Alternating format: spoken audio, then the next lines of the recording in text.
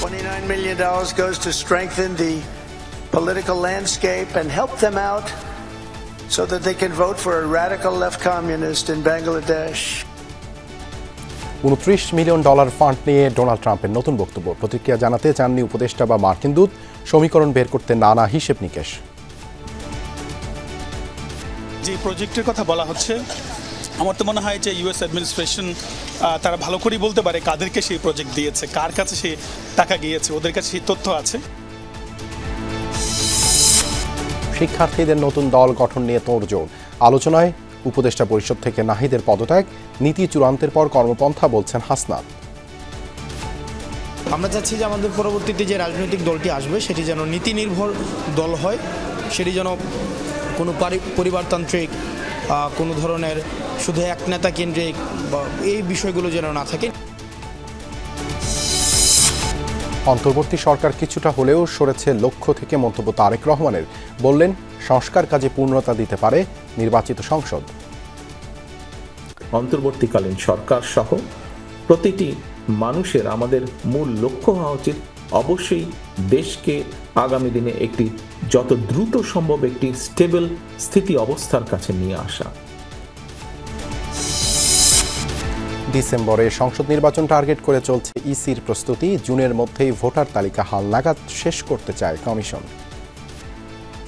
সবাই মিলে চেষ্টা করে জাতিকে সেই 91, 96, 2001-এর মতো একটা ইলেকশন আমরা জাতিকে উপহার দিতে চাই। পঙ্গু হাসপাতালে আহতদের চিকিৎসা বন্ধ রাখার নির্দেশ দিয়েছিলেন শেখ হাসিনা। অভিযোগ চিফ প্রসিকিউটরের। শেষ পর্যায়ে সাবেক 3 পুলিশের মামলার তদন্ত। পালিয়ে যাওয়ার আগে একবার হসপিটাল ভিজিটে গিয়েছিলেন এবং সেখানে গিয়ে বলেছেন নো ট্রিটমেন্ট নো রিলিজ, অর্থাৎ কোনো চিকিৎসা দেবেন না এবং কাউকে এখান থেকে রিলিজ করবেন না যাতে বাইরে যেতে না পারে। ভুক্তভোগী নারীর জবানিতে রাজশাহীগামী বাসে ডাকাতি, শ্লীলতাহানির বর্ণনা। আইন শৃঙ্খলার অবনতিতে বিভিন্ন স্থানে বিক্ষোভ, মানববন্ধন। ধর্ষকদের বিরুদ্ধে এমন আইন প্রয়োগ করা হোক যে আইনের মাধ্যমে বিশ্বের দরবারে বাংলাদেশ একটা দৃষ্টান্ত হয়ে থাকতে পারবে। এই ধর্ষকদের যদি কোনো সুষ্ঠু বিচার না পায় তাহলে তারা রাস্তায় আবারও দাঁড়াতে বাধ্য হবে। এছাড়াও রাতের বাংলাদেশে থাকছে বাংলাদেশের রাজনৈতিক কাঠামো শক্তিশালী করতে অজ্ঞাত ফার্মকে দেয়া $29 মিলিয়ন অর্থ সহায়তা নিয়ে আবারও বিস্ফোরক মন্তব্য করলেন মার্কিন প্রেসিডেন্ট ডোনাল্ড ট্রাম্প। বলেন, বাংলাদেশকে দেয়া সহায়তার পুরোটাই ব্যয় হয়েছে উগ্র বাম কমিউনিস্টদের ভোট দিতে।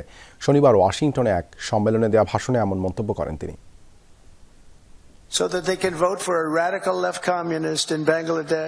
রাজনৈতিক কাঠামো শক্তিশালী করার জন্য তাদেরকে $29 মিলিয়ন দেয়া হয়েছিল, যেন তারা উগ্র বাম কমিউনিস্টদের ভোট দিতে পারে। আপনাদের দেখতে হবে তারা কাকে সমর্থন দিয়েছে।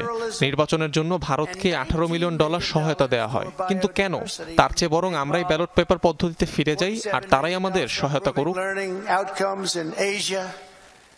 $18 million for helping India. আসলেই কি দুই ব্যক্তির অজানা প্রতিষ্ঠানের মাধ্যমে বাংলাদেশে $29 মিলিয়ন দিয়েছিল মার্কিন যুক্তরাষ্ট্র? এটিও কি ডোনাল্ড ট্রাম্পের গাজায় আবাসন প্রকল্প গড়ার মতো মন যা চাইল তাই বললাম ধরনের ভাষ্য? যাই হোক, সহজে কুল কিনারা করা যাচ্ছে না বিষয়টির।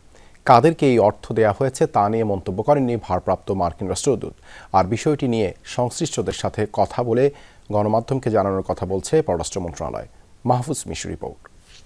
$29 million to strengthen the political landscape in Bangladesh. মাত্র 2 জন কর্মীর একটি ফার্মকে $29 মিলিয়ন দেয়ার বিস্ফোরক মন্তব্য মার্কিন প্রেসিডেন্টের। বাংলাদেশি টাকায় প্রায় 350 কোটি।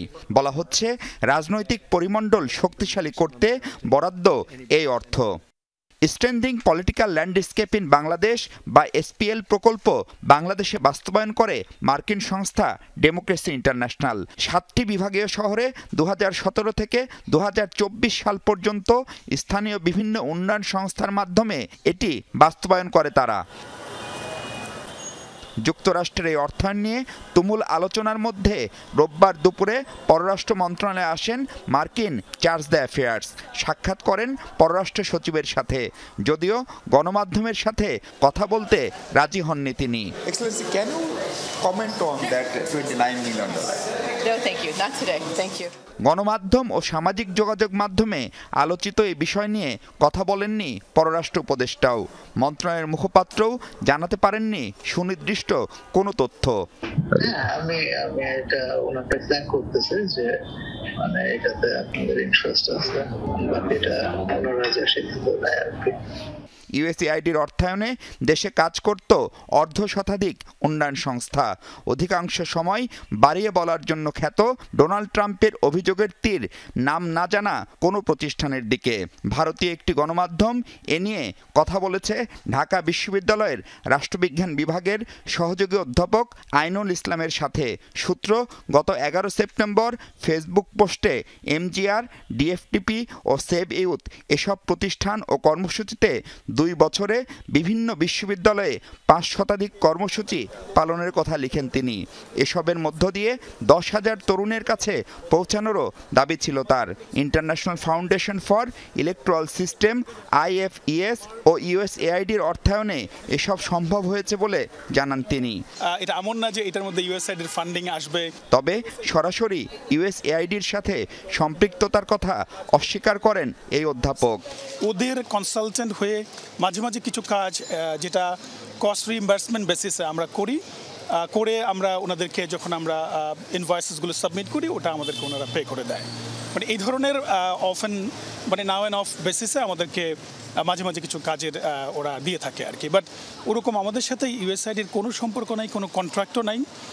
যে প্রজেক্টের কথা বলা হচ্ছে আমার তো মনে হয় যে ইউএস অ্যাডমিনিস্ট্রেশন তারা ভালো করেই বলতে পারে কাদেরকে সেই প্রজেক্ট দিয়েছে, কার কাছে সেই টাকা গিয়েছে, ওদের কাছে সেই তথ্য আছে। সম্প্রতি রাষ্ট্রবিজ্ঞান বিভাগে অ্যাপ্লাইড ডেমোক্রেসি ল্যাবও প্রতিষ্ঠা করেন তিনি, যার অর্থায়নও মার্কিন সংস্থাগুলোর। ল্যাব তৈরি হয়েছে, এখন আমরা ল্যাবের জন্য বিশ্ববিদ্যালয়ের কাছে সাপোর্ট চাই। মানে ডেমোক্রেসি ল্যাব এটা এমন না যে এটার মধ্যে ইউএসআইডির ফান্ডিং আসবে এবং সেটাও চলতে থাকবে, এটা বিশ্ববিদ্যালয়ের একটা ইনফ্রাস্ট্রাকচার। জানা গেছে রাজনৈতিক পরিমণ্ডল শক্তিশালী করার এই প্রকল্পে হাঙ্গার প্রজেক্টের হয়ে কাজ করেছেন সুশাসনের জন্য নাগরিক সুজনের সাধারণ সম্পাদক। এ নিয়ে কথা বলার চেষ্টা করলেও তাকে পাওয়া যায়নি। অনেকেই অবশ্য ডোনাল্ড ট্রাম্পের মন্তব্যের যথার্থতা নিয়ে প্রশ্ন তুলেছেন, তাই বিষয়টি মার্কিন দপ্তর থেকেই খোলাসা করা উচিত বলেও মত অনেকের। মাহফুজ মিশু, যমুনা নিউজ, ঢাকা।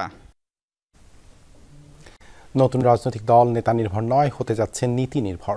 ব্যক্তি চিন্তা থেকে বেরিয়ে সামগ্রিক ভাবনায় প্রাধান্য দিবে এই দল। যমুনা নিউজকে বৈষম্য বিরোধী ছাত্র আন্দোলনের আহ্বায়ক হাসনাত আব্দুল্লাহ বলেছেন, তরুণ নেতৃত্বকে গুরুত্ব দিতে প্রয়োজন হলে নতুন কাঠামো করা হবে। বিস্তারিত লামিয়া তিথি রিপোর্টে বিস্তারিত।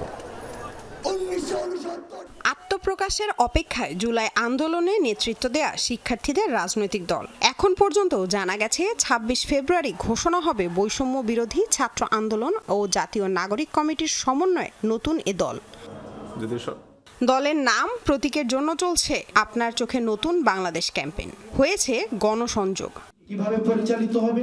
শিক্ষার্থীদের নতুন এই রাজনৈতিক দলের নাম, কাঠামো, প্রতীক সম্পর্কে বিস্তারিত জানা না গেলেও দলের সর্বোচ্চ পদে থাকছেন ছাত্রনেতা নাহিদ ইসলাম, এটা মোটামুটি নিশ্চিত।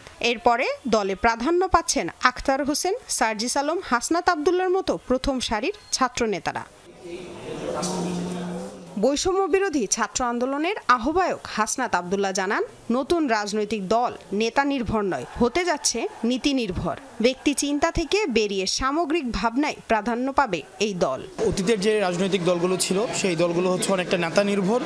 আমরা চাচ্ছি যে আমাদের পরবর্তীতে যে রাজনৈতিক দলটি আসবে সেটি যেন নীতি নির্ভর দল হয়, সেটি যেন কোনো পরিবারতান্ত্রিক কোনো ধরনের শুধু এক নেতা কেন্দ্রিক এই বিষয়গুলো যেন না থাকে। শিক্ষার্থীদের নতুন এই রাজনৈতিক দলে কোনো একনায়কতন্ত্রের জায়গা হবে না বলেও জানান শিক্ষার্থীরা। লামিয়া তিথি, যমুনা নিউজ, ঢাকা। অন্তর্বর্তী সরকার তাদের লক্ষ্য থেকে দূরে চলে যাচ্ছে, সরকারের বক্তব্য জনমনে তৈরি করছে দ্বিধাদ্বন্দ্ব, এমন মন্তব্য করেছেন বিএনপির ভারপ্রাপ্ত চেয়ারম্যান তারেক রহমান। বলেন, সংসদে একমাত্র সংস্কার প্রস্তাব বাস্তবায়ন করতে পারে, পাশাপাশি নির্বাচন হতে যত সময় লাগবে ততই বাড়বে রাজনৈতিক, সামাজিক, অর্থনৈতিক সহ সকল ক্ষেত্রে অস্থিরতা। 31 দফা নিয়ে ধারাবাহিক কর্মসূচির অংশ হিসেবে পেশাজীবীদের সাথে কর্মশালা শুরু করেছে বিএনপি। ঢাকা বার অ্যাসোসিয়েশনে আইনজীবীদের কাছে তুলে ধরা হয় আগামীর বাংলাদেশ নিয়ে বিএনপির পরিকল্পনা। লন্ডন থেকে ভার্চুয়ালি কর্মশালায় যোগ দেন বিএনপির ভারপ্রাপ্ত চেয়ারম্যান তারেক রহমান। জানান তাদের ঘোষিত ৩১ দফায় দেশের বিশাল জনগোষ্ঠীর সমর্থন রয়েছে। সরকারি ৬ কমিশনের সুপারিশের সাথেও তাদের বড় পার্থক্য নেই।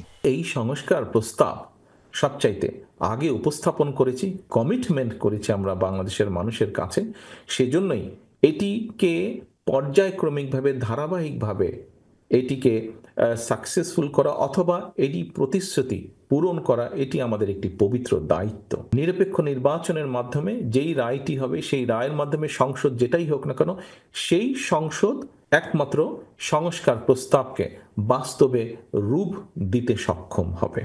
স্থানীয় নাকি জাতীয় নির্বাচন, এমন আলোচনার সমালোচনা করে তারেক রহমান বলেন, চারপাশের অস্থিরতার মাঝে সরকারে থাকা কয়েকজনের বক্তব্য জনমনে দ্বিধা দ্বন্দ্ব তৈরি করছে। সরকারের বিভিন্ন ব্যক্তির বিভিন্ন কথাবার্তা থেকে আমাদের কাছে মনে হচ্ছে তারা, এবং বিভিন্ন ব্যক্তির আলোচনা থেকেও ফুটে উঠছে যে তারা সম্ভবত তাদের লক্ষ্য থেকে কিছুটা হলেও বিচ্যুত হচ্ছেন ক্ষেত্র বিশেষে, এবং বিভিন্ন স্টেটমেন্ট থেকে, বিভিন্ন ব্যক্তির বিভিন্ন স্টেটমেন্ট থেকে বিভিন্ন রকম কনফিউশনের তৈরি হচ্ছে। এই অস্থিরতার কারণে প্রত্যেকটি দেশের প্রত্যেকটি মানুষ সমস্যার সম্মুখীন হবে। বিএনপির শীর্ষ নেতা মনে করেন, রাজনৈতিক অস্থিরতা থাকলে কোনো সংস্কারই সফল হবে না। রাজনৈতিক স্টেবিলিটি যদি আমরা এনশিওর করতে না পারি, তাহলে আমরা যে যত সংস্কারই ঘোষণা করি না কেন, যে যত নীতি গ্রহণ করি না কেন, কোনোটি সাকসেসফুল হবে না। আরিফিন শাকিল, যমুনা নিউজ, ঢাকা। ডিসেম্বরেই সংসদ নির্বাচন আয়োজনের লক্ষ্য নিয়ে প্রস্তুতি নিচ্ছে নির্বাচন কমিশন। কক্সবাজারে মত বিনিময় সভায় প্রধান নির্বাচন কমিশনার জানান, প্রস্তুতির অংশ হিসেবে জুনের মধ্যে ভোটার তালিকা হালনাগাদ করা হবে। এদিকে ঢাকায় পৃথক অনুষ্ঠানে আরেক নির্বাচন কমিশনার জানান, তফসিল ঘোষণার ক্ষেত্রে ইসি কারও মুখাপেক্ষী হবে না। ছবিসহ ভোটার তালিকা হালনাগাদ ও ত্রয়োদশ জাতীয় সংসদ নির্বাচন উপলক্ষে কক্সবাজারে মতবিনিময় সভায় অংশ নেন সিইসি।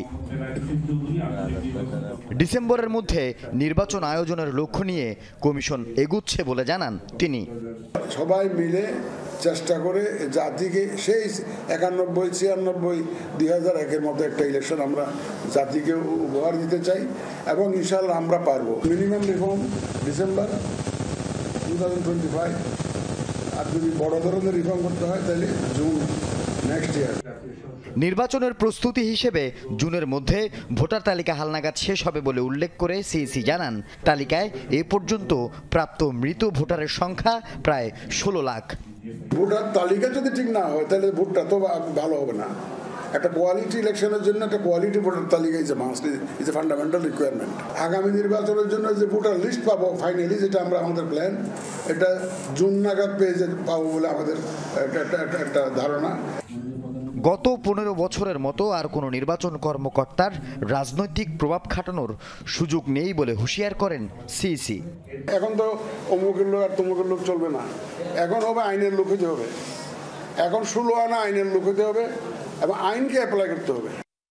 এদিকে দুপুরে ঢাকায় নির্বাচন কমিশন ভবনে সাংবাদিকদেরকে এই নির্বাচন কমিশনার জানান, তফসিল ঘোষণার ক্ষেত্রে ইসি কারও মুখাপেক্ষী হবে না।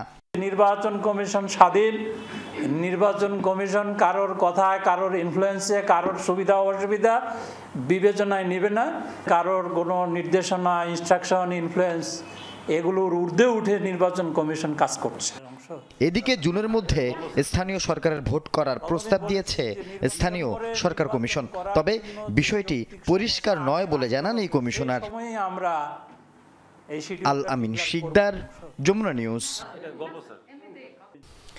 স্পেস এক্সের প্রধান নির্বাহী কর্মকর্তা ও শীর্ষ মার্কিন ব্যবসায়ী ইলন মাস্ককে বাংলাদেশ সফর ও 90 কর্মদিবসের মধ্যে বাংলাদেশে স্টারলিং স্যাটেলাইট সেবা চালুর প্রস্তাব দিয়েছেন প্রধান উপদেষ্টা ডক্টর মোহাম্মদ ইউনূস। 19 ফেব্রুয়ারি ইলন মাস্ককে পাঠানো এক চিঠিতে প্রধান উপদেষ্টা উল্লেখ করেন, বাংলাদেশ সফরের মাধ্যমে তরুণ তরুণীদের সাথে সাক্ষাৎ করতে পারবেন ইলন মাস্ক।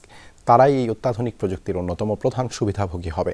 চিঠিতে প্রধান উপদেষ্টা আরও বলেন, বাংলাদেশের অবকাঠামোতে স্টারলিংকের সংযোগ অন্তর্ভুক্ত করা একটি বৈপ্লবিক পরিবর্তন আনবে। এর আগে 13 ফেব্রুয়ারি ইলন মাস্কের সাথে এক দীর্ঘ টেলিফোন আলোচনায় অংশ নেন প্রধান উপদেষ্টা। সে সময় তারা ভবিষ্যৎ সহযোগিতার বিষয় নিয়ে আলোচনা করেন এবং বাংলাদেশে স্টারলিং স্যাটেলাইট ইন্টারনেট পরিষেবা চালুর অগ্রগতি নিয়ে কথা বলেন।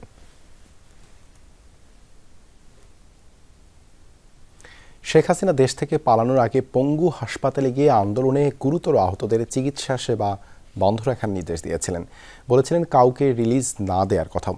সেখানে ভর্তি থাকা আহতরা এমনটাই জানিয়েছেন বলে ট্রাইব্যুনালকে জানিয়েছে প্রসিকিউশন। আরও জানানো হয়, মৃত্যু সনদে গানশট উল্লেখ না করে স্বাভাবিক মৃত্যুর সনদ দেওয়া হয়েছিল হতাহতদের সংখ্যা গোপন রাখতে।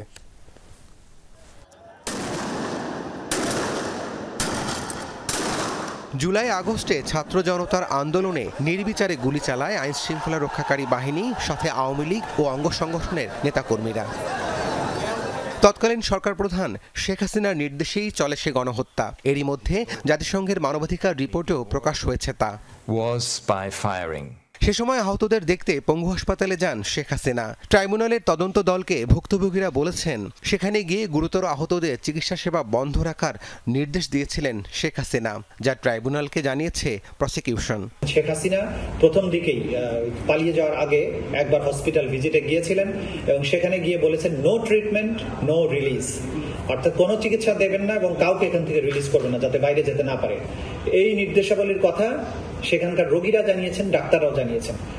সেই তথ্য প্রমাণাদি আমাদের কাছে আছে, যেটা আজকে আদালত জিজ্ঞাসা করেছিলেন, সেগুলো আমি জানিয়েছি আদালত। পোস্টমর্টেম রিপোর্ট নিয়ে আদালতকে আরও জানানো হয়, গুলিতে মৃত্যু এমন কথা না লিখে স্বাভাবিক মৃত্যুর কথা লিখে মৃত্যু সনদ দেওয়া হয়েছিল, যাতে হতাহতের সংখ্যা গোপন করা যায়। গুলিতে মারা গেছে এই কথাটাও লিখতে তারা অনেক সময় লিখেন এবং তারা বাধ্য করেছে যাতে অন্য কোনো কারণ লেখা হয়। এই বিষয়টা আমরা আদালতে মেনশন করেছি এবং আদালত জানতে চেয়েছেন পোস্টমর্টেম রিপোর্ট তো ইম্পর্টেন্ট ডকুমেন্ট, কিন্তু আমরা বলেছি যে এখানে সার্কামস্ট্যান্স হচ্ছে মানবতা বিরোধী অপরাধ এই পর্যায়ে হয়েছে যে দ্রুত তাদেরকে লাশ দাফন করতে বাধ্য করা হয়েছে, চিকিৎসা নিতে বাধা দেওয়া হয়েছে। এদিকে গণহত্যা মামলায় কনস্টেবল সুজন সহ পুলিশ সদস্যদের বিরুদ্ধে তদন্ত শেষ পর্যায়ে রয়েছে বলে জানায় প্রসিকিউশন। জুলাই আগস্টের গণহত্যা মামলায় 3 সাবেক পুলিশ সদস্যকে একদিন করে জিজ্ঞাসাবাদের অনুমতি দিয়েছেন ট্রাইব্যুনাল। একই সাথে মামলার তদন্ত প্রতিবেদন দাখিলের জন্য 22 এপ্রিল দিন ধার্য করা হয়েছে। আমরা ইন্টারোগেশনের অনুমতি চেয়েছি, আদালত একদিন করে তাদেরকে জিজ্ঞাসাবাদ করার জন্য অনুমতি প্রদান করেছে। এদিন হাজির করা হয় 5 আগস্ট আন্দোলনে রামপুরা এলাকার নির্মাণাধীন ভবনের কার্নিশে ঝুলে থাকা ব্যক্তিকে গুলির ঘটনায় অভিযুক্ত এসআই চঞ্চল কুমার সরকার সহ 3 পুলিশ সদস্যকে। রাব্বি সিদ্দিকী, যমুনা নিউজ, ঢাকা। অন্তর্বর্তীকালীন সরকার জুলাই হত্যাকাণ্ডের বিচার করতে ব্যর্থ হলে জনগণ আবারও রাস্তায় নামতে বাধ্য হবে। সেক্ষেত্রে দেশে গৃহযুদ্ধ শুরু হতে পারে বলে আশঙ্কা জাতীয় নাগরিক কমিটির আহ্বায়ক নাসির উদ্দিন পাটোয়ারি। বিকেলে জাতীয় প্রেসক্লাবে জাতিসংঘের ফ্যাক্ট ফাইন্ডিং প্রতিবেদনে জুলাই হত্যাকাণ্ডের ব্যবচ্ছেদ, দায় ও বিচার শীর্ষক আলোচনায় একথা বলেন তিনি। এ সময় জুলাই হত্যাকাণ্ডের বিচার প্রক্রিয়া নিয়ে বিভিন্ন সংস্থার অসহযোগিতা ও ধীর গতির অভিযোগ করেন নাসির উদ্দিন পাটোয়ারি। আলোচনায় অন্য বক্তারা বলেন, জুলাই হত্যাকাণ্ড নিয়ে জাতিসংঘের প্রতিবেদন খুবই গুরুত্বপূর্ণ, তবে এই অপরাধের বিচারের জন্য প্রতিবেদনটি অকাট্য প্রমাণ নয়।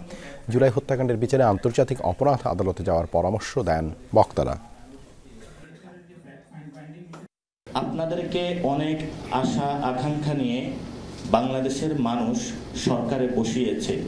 আপনারা যদি আওয়ামী লীগ প্রশ্নে, বিচার প্রশ্নে যদি নীরব থাকেন, মানুষ আবারই রাজপথে নেমে আসতে বাধ্য হবে। ছিনতাই, ধর্ষণ সহ বিভিন্ন অপরাধের প্রতিবাদে বিক্ষোভ হয়েছে রাজধানীর বিভিন্ন শিক্ষা প্রতিষ্ঠানে। শিক্ষার্থীরা বলেন, দেশে চরম অরাজকতা চলছে, সবখানের মানুষ নিরাপত্তাহীনতায় ভুগছে, অথচ প্রশাসন একরকম নির্বিকার। এমন পরিস্থিতিতে সব অপরাধীকে আইনের আওতায় আনার দাবি জানিয়েছেন তারা। সম্প্রতি ঢাকা থেকে রাজশাহীগামী বাসে ঘটে যৌন নির্যাতনের ঘটনা। ন্যাক্কারজনক ওই ঘটনার প্রতিবাদে ফুঁসে ওঠে সারা দেশ। এমন পরিস্থিতিতে রাজধানীর বিভিন্ন শিক্ষা প্রতিষ্ঠানেও হয়েছে প্রতিবাদ। বিকালে ঢাকা বিশ্ববিদ্যালয়ের রাজু ভাস্কর্যের সামনে বিক্ষোভ করেন বিভিন্ন ব্যাচের শিক্ষার্থীরা। মানুষের জানমালের নিরাপত্তা দিতে ব্যর্থতার অভিযোগে পদত্যাগ দাবি করেন স্বরাষ্ট্র উপদেষ্টার। অন্তর্বর্তী সরকারের কাছে বিনীত অনুরোধ, আপনারা যদি আইন শৃঙ্খলা পরিস্থিতি নিয়ন্ত্রণ করতে না পারেন তাহলে পদত্যাগ করুন। দেশে শক্ত হাতে এই সমস্ত অপরাধগুলোকে দমন করে। আমরা যেহেতু তাদেরকে বসিয়েছি, আমরা তার জায়গায় রেখে তাদেরকে বসিয়েছি, সুতরাং যে কোনো কঠোর ভূমিকা নিলে আমরা তাদের পাশে সর্বদাই থাকব। দুপুরে বিক্ষোভ হয় সরকারি তিতুমির কলেজেও। ক্যাম্পাসের ভেতরে একটি মিছিল করে প্রধান ফটকে অবস্থান নেন তারা। বিচার দাবি করা হয় সাম্প্রতিক ধর্ষণের ঘটনাগুলোর। বাংলায় কোনো প্রকার ধর্ষণ রাহাজানি না হয়, কোনো লুটতরাজ না হয়, তার প্রতিবাদে আমরা এই প্রতিবাদ মিছিল নিয়ে দাঁড়িয়েছি। ধর্ষণ, চাঁদাবাজি, ছিনতাই এবং সকল ধরনের অরাজক পরিস্থিতি যেন শক্ত হাতে জিরো টলারেন্স করে এই বর্তমান অন্তর্বর্তীকালীন সরকার। বর্তমানে আইন শৃঙ্খলা পরিস্থিতি আগের চেয়েও খারাপ বলে দাবি করা হয় ইডেন কলেজের বিক্ষোভ সমাবেশে। আপনারা তো আমাদের নিরাপত্তা দেওয়ার জন্যই বসে আছেন, আপনারা তো চেয়ারটা দখল করে এই জন্যই আছেন, তাহলে কাজের বেলায় তো 0% দেখতেছেন। এই ধর্ষকদের যদি কোনো সুষ্ঠু বিচার না পায় তাহলে তারা রাস্তায় আবারও দাঁড়াতে বাধ্য হবে। বিক্ষোভ হয়েছে ব্র্যাক ইউনিভার্সিটিতে। দেশ জুড়ে ছিনতাই আর ধর্ষণের ঘটনা প্রকট আকার ধারণ করেছে বলে মন্তব্য করেন শিক্ষার্থীরা। বাড়তে থাকা এসব নৈরাজ্যে জড়িতদের প্রকাশ্যে বিচারের দাবি জানান তারা। ধর্ষকদের বিরুদ্ধে এমন আইন প্রয়োগ করা হোক যে আইনের মাধ্যমে বিশ্বের দরবারে বাংলাদেশ একটা দৃষ্টান্ত হয়ে থাকতে পারবে যে ধর্ষকদের বিরুদ্ধে আমরা কতটা সোচ্চার হতে পারি। আমরা যদি এর কোনো কর্মসূচি যদি আমরা না দেখি, কোনো প্রোগ্রেস যদি আমরা না দেখি, আমরা আবার রাজপথে নামবো। ধর্ষকদের সর্বোচ্চ শাস্তি নিশ্চিত করার দাবিতে মানববন্ধন করেছেন ইউনিভার্সিটি অব লিবারেল আর্টস ইউল্যাবের শিক্ষার্থীরা। বলেন, এরকম চলতে থাকলে 5 আগস্টের মতো শিক্ষার্থীরাই প্রতিহত করবে। আইনগতভাবে যদি খুব দ্রুতই কঠিন থেকে কঠিনতর সাজা বাস্তবায়ন না করা হয়, আমরা শিক্ষার্থীরা হয়তোবা আইন নিজের হাতে তুলে নিতে পারি। আমাদের রক্তের উপর আপনাকে বসাইছি, সেইখানে দাঁড়ায় আমরা যদি আমাদের খুনের, আমরা যদি আমাদের ধর্ষণের বিচার না পাই, তাহলে আপনি এই পথ থেকে সরে দাঁড়ান। এছাড়াও বিক্ষোভ হয়েছে জগন্নাথ বিশ্ববিদ্যালয় সহ ধানমন্ডি ও মোহাম্মদপুরের বিভিন্ন শিক্ষা প্রতিষ্ঠানে। তাজনুর ইসলাম, যমুনা নিউজ, ঢাকা। বাংলাদেশ পুলিশ একাডেমির প্রশিক্ষণ পর্বে উত্তীর্ণ হতে ব্যর্থ হয় প্রশিক্ষণরত 6 শিক্ষানবিশ সহকারী পুলিশ সুপারকে অব্যাহতি দেওয়া হয়েছে বলে জানিয়েছেন স্বরাষ্ট্র উপদেষ্টা অবসরপ্রাপ্ত লেফটেন্যান্ট জেনারেল জাহাঙ্গীর আলম চৌধুরী। রোববার রাজশাহীতে সাংবাদিকদের প্রশ্নের জবাবে তিনি কথা জানান। চলমান আইন শৃঙ্খলা পরিস্থিতি নিয়ে উদ্বিগ্ন না হবার পরামর্শ দিয়ে উপদেষ্টা বলেন, এ নিয়ে সরকার সার্বিকভাবে তৎপর আছে। রোববার সারদায় বাংলাদেশ পুলিশ একাডেমিতে 40তম বিসিএস সহকারী পুলিশ সুপারদের প্রশিক্ষণ সমাপনী কুচকাওয়াজে প্রধান অতিথি ছিলেন স্বরাষ্ট্র উপদেষ্টা। এই ব্যাচে মোট 66 জন প্রশিক্ষণ গ্রহণ করলেও গত 20 ফেব্রুয়ারি তাদের মধ্য থেকে 6 জনকে অব্যাহতি দেওয়া হয়। সাংবাদিকরা এ নিয়েই প্রশ্ন করলে জবাব দেন উপদেষ্টা। না, আমার দপ্তর হলো, আমার এক কলিগ যদি বলে থাকে ওইটার উপরে তো আমি আমার আর কোনো কমেন্ট করার, ওটা হলো প্রশিক্ষণে যারা ভালো করবে তারা উত্তীর্ণ হয়ে যাবে, আর প্রশিক্ষণে যদি ভালো না করে উত্তীর্ণ না হতে পারলে তো হবে না। দেশের চলমান আইন শৃঙ্খলা পরিস্থিতির অবনতি নিয়ে সাংবাদিকদের অন্য এক প্রশ্নের জবাবে উপদেষ্টা দাবি করেন, কিছু বিচ্ছিন্ন ঘটনা ঘটলেও সার্বিকভাবে আইন শৃঙ্খলা পরিস্থিতি নিয়ে উদ্বেগের কিছু নেই। যাদের কাজের অবহেলা ছিল তাদের কিন্তু আমরা অ্যাটাচ করছি এবং তাদের আমরা আইনের আওতায় নিয়ে আসছি। আর এই যে যেটা বললেন যে এরকম 2-1টা ঘটনা কিন্তু সব সময় ঘটতেছে এবং আগেও ঘটছে, ভবিষ্যতে যেন না ঘটে এই জন্য আমরা চেষ্টা করে যাচ্ছি। এর আগে কুচকাওয়াজ পরিদর্শন শেষে পুলিশ সদস্যদের উদ্দেশ্যে ভাষণে তাদেরকে দলদাস না হওয়ার আহ্বান জানান স্বরাষ্ট্র উপদেষ্টা। বলেন, সামাজিক মাধ্যম ব্যবহারেও অবলম্বন করতে হবে সতর্কতা। কোনো কায়েমি স্বার্থ যেন আপনাকে তাদের দলদাসে রূপান্তরিত করতে না পারে, সেই জন্য সর্বদা সতর্ক থাকতে হবে। শিবলি নোমান, যমুনা নিউজ, রাজশাহী। ক্যাম্পাসে ছাত্র রাজনীতি বন্ধ ও ভিসি প্রভিসির পদত্যাগ সহ 6 দফা দাবি নিয়ে ঢাকায় কর্মসূচি পালন করেছে খুলনা প্রকৌশল ও প্রযুক্তি বিশ্ববিদ্যালয় কুয়েট শিক্ষার্থীরা। দুপুরে প্রধান উপদেষ্টার কার্যালয়ে স্মারকলিপিও দিয়েছে তারা। দাবি আদায় না হওয়া পর্যন্ত ক্লাস পরীক্ষা বর্জনের ঘোষণা দেন। তবে কুয়েটের উপাচার্য জানিয়েছেন, শিক্ষার্থীদের প্রায় সব দাবি মেনে নেওয়া হয়েছে। এখন হামলার সাথে জড়িতদের গ্রেপ্তারের বিষয়টি পুলিশের হাতে। 18 ফেব্রুয়ারি কুয়েট ক্যাম্পাস পরিণত হয় রণক্ষেত্রে। মূলত ক্যাম্পাসে ছাত্র রাজনীতি নিষিদ্ধ হলেও ছাত্র দলের সদস্য ফরম বিতরণ নিয়েই ঘটনার সূত্রপাত। এতে শিক্ষার্থীদের সাথে ছাত্র দল ও যুবদল নেতাকর্মীদের ব্যাপক সংঘর্ষে আহত হয় শতাধিক শিক্ষার্থী। এ নিয়ে পাল্টাপাল্টি অভিযোগ চলছে ছাত্র দল ও শিবিরের মধ্যে। এর মধ্যে রোববার ঢাকায় আসেন কুয়েটের প্রায় 90 জন শিক্ষার্থী। দুপুরে 5 জনের একটি প্রতিনিধি দল প্রধান উপদেষ্টার কার্যালয়ে স্মারকলিপি জমা দেন। পরে কেন্দ্রীয় শহীদ মিনারে ব্রিফিং করেন তারা। এবং আমাদের 5 সদস্যের প্রতিনিধি দল আমরা যমুনাতে গিয়েছিলাম এবং প্রধান উপদেষ্টার পক্ষ থেকে সাব্বির আহমেদ একান্ত সচিব প্রধান উপদেষ্টা তিনি আমাদের স্মারকলিপিটি গ্রহণ করেছেন। শিক্ষার্থীরা জানান কয়েকশো জন অজ্ঞাতনামা মামলা নয়, চিহ্নিত হামলাকারীদের শাস্তির আওতায় আনতে হবে। পদত্যাগ করতে হবে ভিসি ও প্রভিসিকে। এর আগে ক্লাসে ফিরবেন না তারা। বিএনপি এবং যুব দলের, ছাত্র দলের বিভিন্ন ক্যাডাররা এখনো বাইরে ঘুরে বেড়াচ্ছে। আমরা কিছু সন্ত্রাসীকে অস্ত্র হাতে সহ আমরা শনাক্ত করেছি। 6 দফা দাবি দিয়ে আমার 5 দফা মেনে এটা কখনোই হবে না। 6 দফা এভাবে মানতে হবে। যদি দীর্ঘ সময় হয়ে গেছে আমরা আমাদের পর্যাপ্ত রেসপন্স পাচ্ছি না, তাহলে পরবর্তীতে ফার্দার কর্মসূচি ঘোষণা করা হবে। শিক্ষার্থীদের 6টি দাবির মধ্যে 5টি মেনে নেওয়া হয়েছে বলে জানিয়েছেন কুয়েটের উপাচার্য। একই সাথে মামলা এবং গ্রেফতারের বিষয়টি প্রশাসনের হাতে বলেও জানান তিনি। গ্রেফতারের যে বিষয়টা সেটা তো আমাদের হাতে নাই, এটা পুলিশ প্রশাসনের হাতে। পুলিশ প্রশাসন আমাদের কুয়েটে এসেছিল গত পরশুদিন, এসে আমাদের যত সিসিটিভি ফুটেজ আছে ওইটা ওনারা নিয়ে গিয়েছেন। আমরা তো 3টা ওয়ার্কিং ডে সময় দিয়েছি তদন্ত কমিটিকে। 3 দিনের মধ্যে রিপোর্ট জমা দিলে আমি অবশ্যই এটা সর্বোচ্চ পানিশমেন্টের ব্যবস্থা করব। আপাতত শিক্ষার্থীরা কোনো কর্মসূচি দেবেন না বলে জানিয়েছেন। নিজ নিজ বাড়িতে ফেরত যাবেন তারা। তবে দাবি আদায়ের অগ্রগতি না হলে আবারও কঠোর কর্মসূচির হুঁশিয়ারি দিয়েছেন তারা। এখনো পর্যন্ত আমরা আশাবাদী যে আমাদের জন্য ওনারা ব্যবস্থা নেবেন। সুমাইয়া ঐশী, যমুনা নিউজ, ঢাকা। দেশে এখনও ষড়যন্ত্র চলছে, কেউ এই ফাঁদে পা দেবেন না। নেত্রকোনায় এমনটা বলেছেন সাবেক স্বরাষ্ট্র প্রতিমন্ত্রী লুৎফুজ্জামান বাবর। বিকেলে শহরের মোক্তারপাড়া মাঠে বাবরকে গণসংবর্ধনা দেওয়া হয়। জেলা বিএনপি এই অনুষ্ঠানের আয়োজন করে। এ সময় বাবর বলেন, সুষ্ঠু নির্বাচনের বিকল্প নেই। আগামী ডিসেম্বরের মধ্যে নির্বাচন দিতে তত্ত্বাবধায়ক সরকারের প্রতি আহ্বান জানান তিনি। সংবর্ধনা অনুষ্ঠানে সাবেক এই স্বরাষ্ট্র প্রতিমন্ত্রী আরও বলেন, কোনো অন্যায় না করলেও একের পর এক মামলা দিয়ে তাকে কারাগারে রাখা হয়। বিএনপি নির্বাচনে জয়ী হলে নিজ জেলায় বেকার যুবকদের কর্মসংস্থান নিশ্চিতের আশ্বাস দেন লুৎফুজ্জামান বাবর।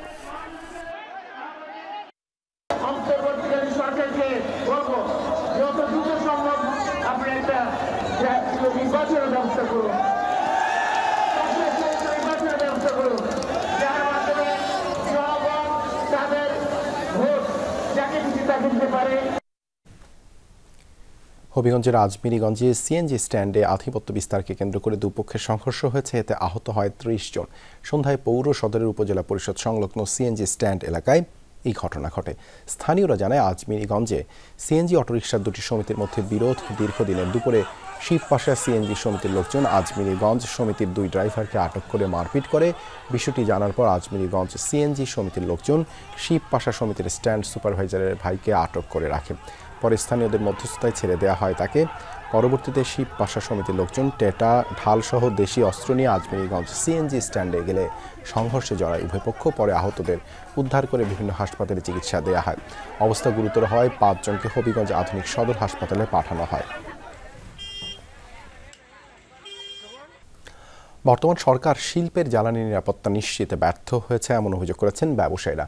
উৎপাদনশীল খাতের জ্বালানি নিরাপত্তা দ্রুত নিশ্চিত করা না হলে কারখানা বন্ধেরও হুঁশিয়ারি দিয়েছেন তারা। সকালে রাজধানীতে আয়োজিত এক সেমিনারে তারা এসব কথা বলেন।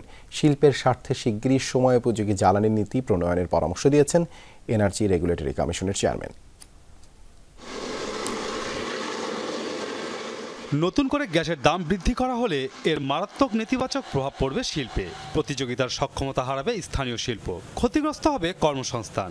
গবেষণা প্রতিষ্ঠান পলিসি এক্সচেঞ্জ অব বাংলাদেশ এবং ইআরএফ আয়োজিত সেমিনারে বক্তারা এসব মতামত তুলে ধরেন। গ্যাস ও জ্বালানির দাম বৃদ্ধির পায়তারা চলছে এমন অভিযোগ করে ব্যবসায়ীরা বলেন, গেল সরকারের ভুল জ্বালানি নীতির কারণে 40% কারখানা জেনারেটর নির্ভর হয়ে পড়েছে। এর উপর দাম বাড়ানো হলে অনেক কারখানা বন্ধই হয়ে যাবে।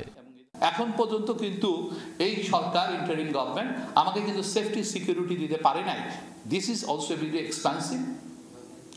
আজকে ব্যাংক দেউলিয়া এবং ব্যাংকের যে interest rate, it is also very expensive. NBR is another problem. এবং এনার্জি আমার যতটুকু গ্যাস আমি ইউজে আছে সেটা আমি 30 টাকা করে দিব, আর নতুন করে যে দিবে তাকে 75 টাকা করে দিতে হবে। তাহলে একটা আনহেলদি কম্পিটিশন এখানেই তৈরি হচ্ছে, যেটা আমরা আন্তর্জাতিক বাজারে গিয়ে আমরা কোনো অবস্থাতেই কম্পিটিশনে টিকে থাকতে পারবো না। জটিল কর কাঠামো এবং সরকারি সংস্থাগুলোর অসহযোগিতায় এমনিতেই কঠিন সময় পার করছে শিল্প খাত, এমন মন্তব্য করেন বিশ্লেষকরা। আমি বিনিয়োগকারীকে গিয়ে কোন মুখে বলবো যে আমার দেশ অর্থনৈতিকভাবে খুবই প্রসপেক্টিভ আসুক, সে প্রথমেই তো আমাকে ডিসকাউন্ট করবে, সেটা বিদেশি হোক আর দেশি বিনিয়োগকারী। আমার ইন্ডাস্ট্রিয়াল গ্রোথের যে চাকাটা সেটাকে ধরে রাখার জন্য আমার কিন্তু এটা আউটপুট ধরে রাখার জন্য এই এনার্জির নিরবিচ্ছিন্ন এবং অ্যাফোর্ডেবল এনার্জি প্রয়োজন। যে আমরা বলতাম যে বাংলাদেশ এনার্জি ক্রাইসিস, আমি মনে করি বাংলাদেশ অলমোস্ট অলওয়েজই আমরা উইভার ইন এনার্জি ক্রাইসিস। আমরা কখনোই এনার্জি ক্রাইসিস থেকে বার হই নাই, 10 বছর বলেন 20 বছর, বাট আমরা এখন এনার্জি ফ্যামিনের দিকে যাচ্ছি। ব্যবসায়ীদের অভিযোগের জবাবে বাংলাদেশ এনার্জি রেগুলেটরি কমিশনের চেয়ারম্যান আশ্বাস দেন যৌক্তিক দাবি বিবেচনার। ভোলার গ্যাস ঢাকায় আনা হলে আগামী 3 বছর জ্বালানি সংকট কিছুটা সামাল দেওয়া যাবে বলে মনে করেন তিনি। খুলনাতে আমরা জানি একটা পাওয়ার প্ল্যান্ট বসে আছে, গ্যাস পাচ্ছে না বলে, বাট তার চেয়ে ঢাকায় প্রয়োজন বেশি। আমরা যদি বোলার গ্যাস ঢাকায় নিয়ে আসতে পারি অন্তত 3 বছরের জন্য, আমি মনে করি যে আমরা নিঃশ্বাস ফেলতে পারবো, একটা রেসপিরেশনের সুযোগ পাওয়া যাবে। উদ্যোক্তারা বলেন, বাণিজ্য পরিবেশ নিশ্চিতে উদাসীন থাকলে সামনের দিনে বেসরকারি কর্মীদের বেতন ভাতাও বন্ধ হয়ে যেতে পারে। 52 থেকে 54% ওখানেই এসে পড়ছে। মাসুদুজ্জামান রবিন, যমুনা নিউজ, ঢাকা। পাকিস্তানে একই সাথে বাংলাদেশের 2টা জাতীয় দল চ্যাম্পিয়ন্স ট্রফি খেলতে রাওয়ালপিন্ডিতে জাতীয় ক্রিকেট দল, পাশের শহর ইসলামাবাদে সাফ ক্রস কান্ট্রি কম্পিটিশনে অংশ নিতে এসেছে বাংলাদেশ অ্যাথলেটিক্স দল। পাকিস্তানে এসে যমুনা টেলিভিশনকে তারা শোনালেন স্পন্সর আর পর্যাপ্ত ফ্যাসিলিটিস না পাওয়ার আক্ষেপের কথা। দৌড়ি জীবন, দৌড়ি দুনিয়া, জন্ম থেকে মৃত্যু দৌড়াতে হয়, ছুটতে হয়, কখনো স্প্রিন্টের মতো, কখনো ম্যারাথনের মতো। জীবনের ম্যারাথনের মতো পেশাদার ম্যারাথনে অংশ নিতে পাকিস্তানে বাংলাদেশ দল। তবে এটা ঠিক ম্যারাথন না, ম্যারাথনের আরেকটা ভার্সন, ক্রস কান্ট্রি। সাফ ক্রস কান্ট্রি কম্পিটিশনে অংশ নিতে 10 কিলোমিটার ও 8 কিলোমিটারের এই 2টা ক্যাটাগরিতে বাংলাদেশ থেকে সুদূর পাকিস্তানের ইসলামাবাদে এসেছেন 6 জন দৌড়বিদ। বাংলাদেশে ফুটবল, ক্রিকেট যতখানি প্রভাব বিস্তার করে, অ্যাথলেটিক্স সেখানে আড়ালে পড়ে যায়। কোনো রানার ব্যক্তিগত স্পন্সর তো পানি না, ফেডারেশনও চলে আন্তর্জাতিক অ্যাথলেটিক্স ফেডারেশনের অর্থায়নে। 3 বারের ম্যারাথন চ্যাম্পিয়ন এবং আমার ন্যাশনালে হচ্ছে 23টা স্বর্ণপদক আছে। সেই হিসেবে হয়তো অনেকে আমাকে নিয়ে একটু বলে মাঝে মধ্যে যে হয়তো তোমাকে প্র্যাকটিস করালে তুমি আরো ভালো করতে, কিন্তু ওইভাবে আমরা সুযোগ পাই না বা আমাদের স্পন্সর তো মানে অ্যাথলেটিক্সে আমি বলতে গেলে কোনো স্পন্সর নেই। হ্যাঁ, অবশ্যই খারাপ লাগে কাজ করে। যেমন ফুটবল, ক্রিকেট যেমন যেভাবে পায় আমরা আসলে সেভাবে পাই না। তারপর আলহামদুলিল্লাহ আমাদের ঢাকা ইন্টারন্যাশনাল ম্যারাথন, বিউ ম্যারাথন এই 2টা হওয়ার পরে লং রানাররা মোটামুটি অনেকটা এগিয়ে আছে এই দিক দিয়ে। সেবারে আমরা দেশে তুলে খেলতে আসি, সাধারণত অন্য টিম স্পন্সর পায়, আমরা পাই না, এটা সাধারণগতভাবে খারাপ লাগার বিষয়। পাশাপাশি অন্যান্য দলগুলো যেখানে হাই ক্লাস ট্রেনিং ফ্যাসিলিটিস পায়, ভালো মানের কোচ আর ট্রেনিং ফ্যাসিলিটিসের অভাবে নিজেদের ছাড়িয়ে যেতে না পারার আক্ষেপ বাংলাদেশের দৌড়বিদদের। আমাদের দেশে ওরকম অ্যাথলেটিক্স ওরকম বেশি ফ্যাসিলিটি নেই, কিন্তু তারপরে যতটুকু আছে আমরা এখন আসছি এখানে জুনিয়র সাব খেলার জন্য। ভালো বেটার টিম আছে, তাদের থেকে আমরা অনেক পিছিয়ে, তারা আধুনিকতার দিক থেকে অনেক এগিয়ে অ্যাথলেটিক্সে। বাইরের দেশের কিছু উন্নত মানের কোচ দরকার, এগুলো হলে আর কি আমাদের ভালো হয়। অ্যাথলেটিক্সকে বলা হয় মাদার অফ অল স্পোর্টস, সেই অ্যাথলেটিক্সই পড়ে আছে এক প্রকার অবহেলায়। আফনান পিয়াল, যমুনা স্পোর্টস, ইসলামাবাদ, পাকিস্তান।